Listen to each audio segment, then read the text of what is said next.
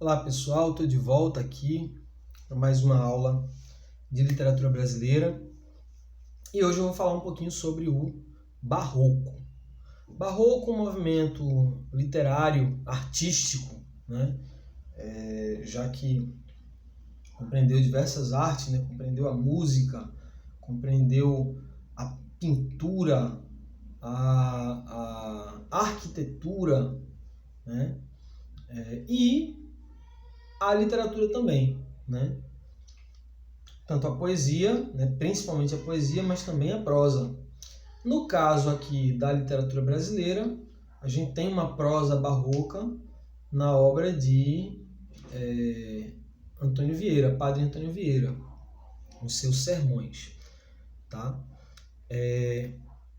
Então, o que foi o Barroco? Um movimento, né, artístico do século XVII. Né? Ele ocorreu especialmente ali no século XVII. Logo depois do Renascimento. Depois do Renascimento, né, mais ou menos na mesma época do Renascimento, aconteceu ali a Reforma Protestante. E a Reforma Protestante foi um movimento que abalou as estruturas da Igreja Católica na Europa. E era óbvio que a Igreja Católica não iria deixar barato, né? Ficar ali de braços cruzados vendo o seu número de fiéis cair, o seu poder ser reduzido. Então a Igreja Católica reagiu. E a reação da Igreja Católica, né, tanto ela reagiu no sentido de tentar ampliar o seu número de fiéis, e aí iniciou um movimento aí de expansão do catolicismo, com a criação da Ordem dos Jesuítas, né? A Companhia de Jesus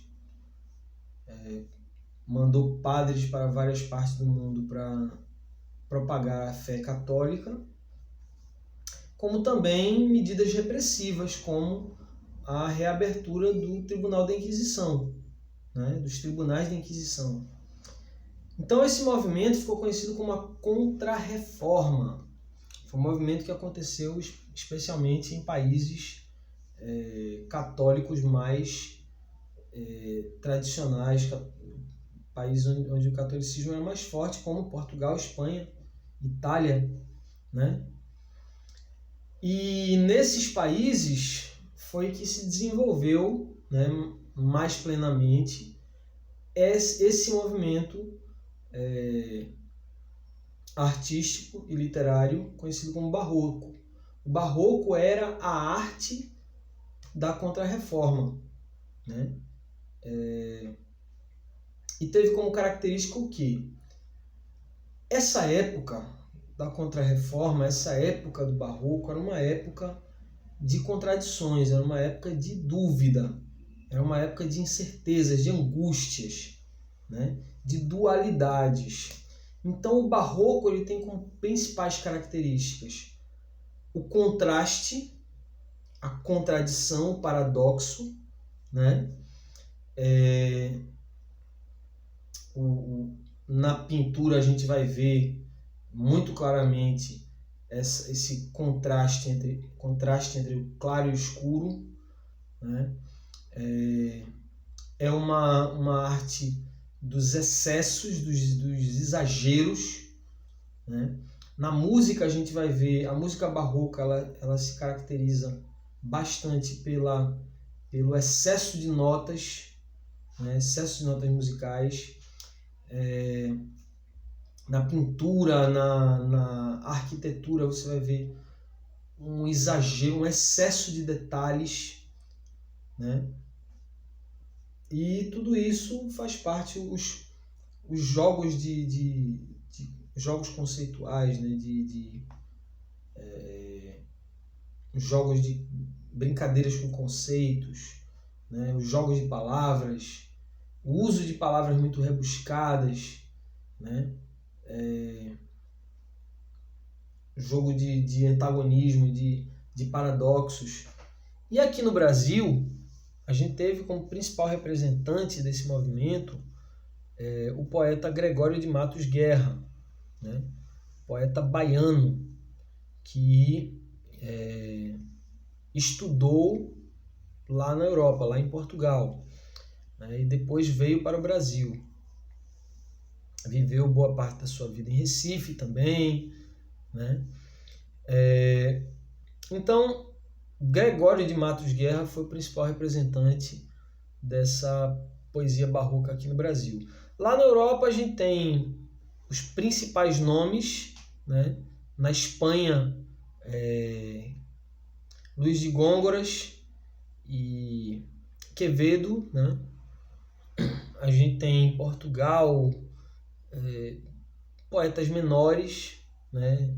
Poetas de menor importância do barroco português. O barroco português foi mais um barroco de imitação mesmo, muito pobre, do gongorismo, né? Que é o estilo de Luís de Góngora. E Portugal reivindica para eles o Padre Antônio Vieira, né? Os portugueses afirmam que o Padre Antônio Vieira pertence à literatura portuguesa. Então, para entrar num acordo, a gente diz que ele é um elemento comum a ambas as literaturas, da literatura portuguesa e da literatura brasileira, já que ele era um português, né, que viveu no Brasil porque ele foi um padre jesuíta que se instalou aqui no Brasil, né, realizou a sua missão aqui no Brasil, mas era português. O Brasil não deixava de ser parte de Portugal nessa época. Mas, enfim, eu queria dar uma ênfase maior ao poeta Gregório de Matos Guerra.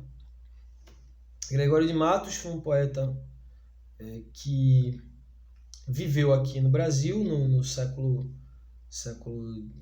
XVII, conheceu a realidade do Brasil, né? Ele criticou, ele era um poeta de muita personalidade, né? De uma personalidade difícil, né? Ele era muito crítico, ele observou a hipocrisia, né?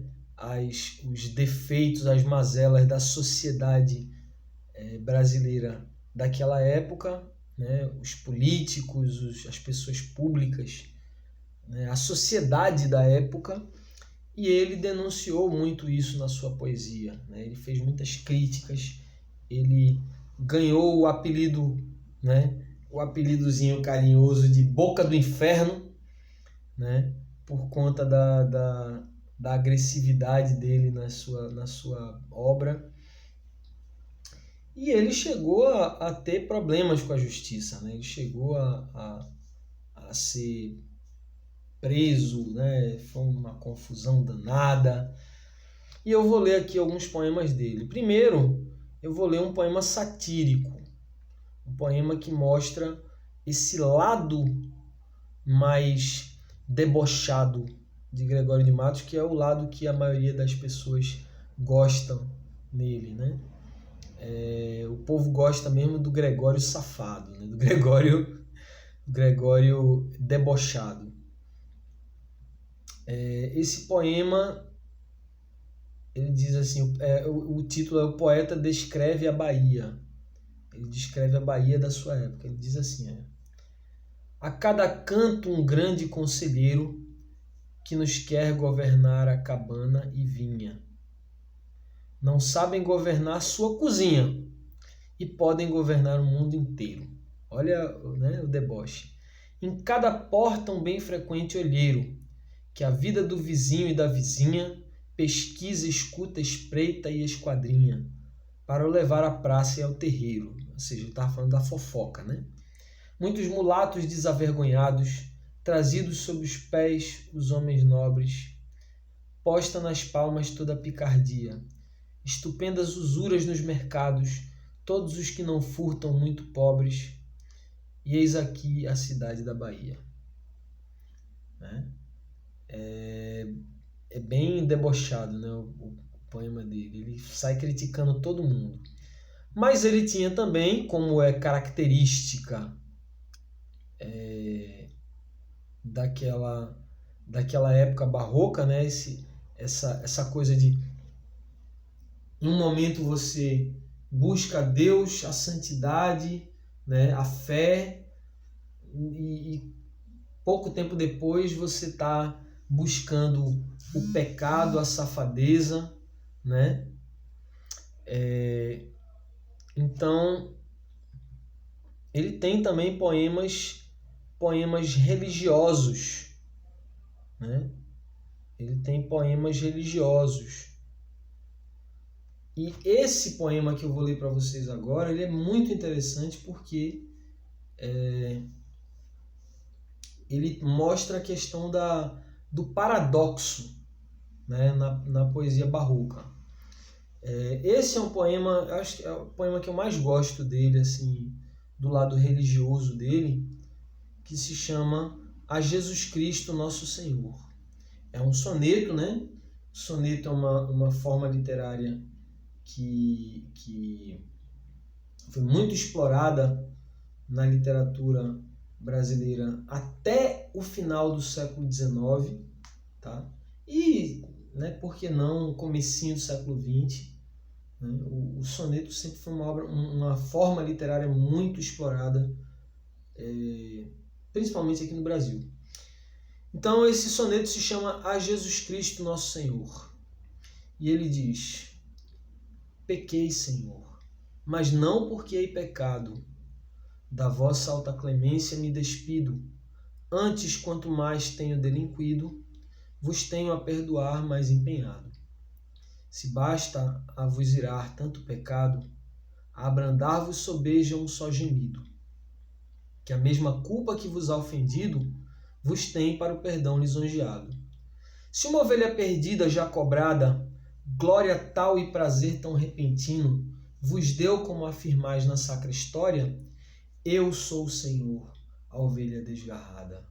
Cobrai-a e não queirais, pastor divino, perder na vossa ovelha a vossa glória. Um poema lindo. Ao mesmo tempo, eu percebo um deboche, tá? Tem muitos poemas em que Gregório ele pede perdão pelos seus pecados, ele reconhece a sua natureza pecaminosa, ele quer se aproximar do divino. Mas nesse poema, ele diz: eu pequei, mas eu não estou todo errado não, né? Pequei, mas pense comigo, Senhor, né? Pense comigo, reflita aqui. Se o Senhor diz que fica tão feliz quando consegue trazer de volta uma ovelha para o rebanho, né? Você consegue resgatar uma ovelha desgarrada, né? Se tem tanta glória em perdoar, então eu, pecando, estou fazendo uma coisa boa para o Senhor. Porque quando eu peco, quanto mais eu peco, mais o Senhor pode perdoar e mais o Senhor se engrandece na sua bondade, na sua misericórdia de me perdoar, né? Então eu sou ovelha desgarrada. Então não queira perder a sua glória em mim, né? Eu peco para o Senhor ter do que me perdoar e se engrandecer por isso, né? É bem interessante, né, essa ideia dele. Mas é isso, assim, ele tem uma poesia sacra, né, uma poesia religiosa, e tem uma poesia lírica também, né, uma poesia amorosa. Deixa eu ver aqui, tem um poema muito legal chamado Impaciência do Poeta, que ele diz assim: cresce o desejo, falta o sofrimento, sofrendo morro desejando, por uma e outra parte estou penando, sem poder dar alívio ao meu tormento. Se quero declarar meu pensamento, está-me um gesto grave acovardando, e tenho por melhor morrer calando, que fiar-me de um nécio atrevimento. Quem pretende alcançar espera e cala, porque quem temerário se abalança, muitas vezes o amor o desiguala. Pois se aquele que espera sempre alcança, quero ter por melhor morrer sem fala, que falando perder toda a esperança. Muito bonito, né, a poesia dele. uma poesia de angústia, uma poesia de exageros, né, de hipérboles, né, que é muito característica do barroco. Tá? Então, era basicamente isso. Eu queria dar uma ideia para vocês, uma noção do que foi a poesia barroca, do que foi a obra de Gregório de Matos, né, e o barroco no século XVII aqui no Brasil. Então, eu fico por aqui. Eu espero que vocês tenham gostado dessa aula de hoje. Um grande abraço e até a próxima. Tchau, tchau.